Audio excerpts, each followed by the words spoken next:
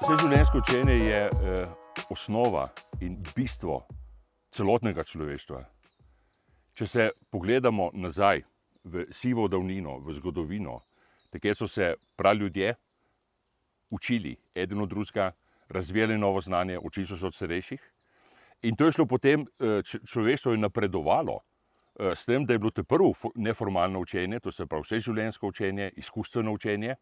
Kasneje so prišle univerze, pa šole, pa tako naprej.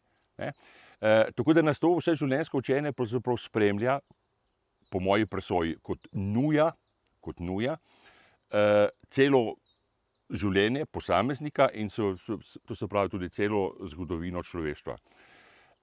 Potem so se seveda začele te stvari nadgrajevati, nove tehnike pisanja, prenosa, informacijsko-komunikacijske tehnologije in tako naprej, nam seveda zdaj omogočajo, da imamo tle izjemno bogat in širok vpogled v stanje stvari.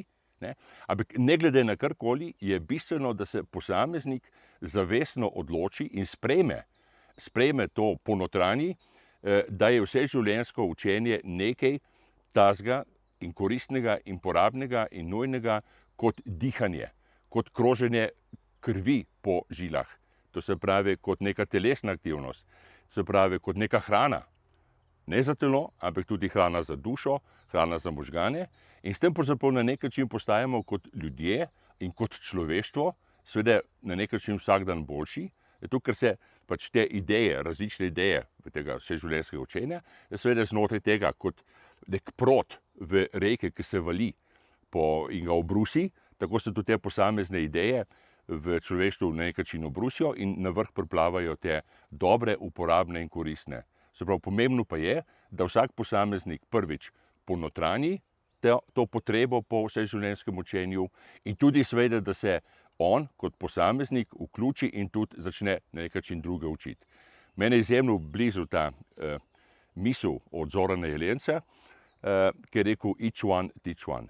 Kar seveda preprosto pomeni to, da lahko vsak posameznik se veliko nauči od okolice, od sosedov, od sodržavljanov, od sodelavcev, od kogarkoli, in hkrati seveda tudi on sam lahko veliko prispeva tem, da se ta njegova znanja, ki jih on ima, se reče v modernem izrazu, njegove kompetence, ki jih ima, ki jih je pridobil, da jih tudi daje naprej, da jih to, ko se reče v žargonu, šera.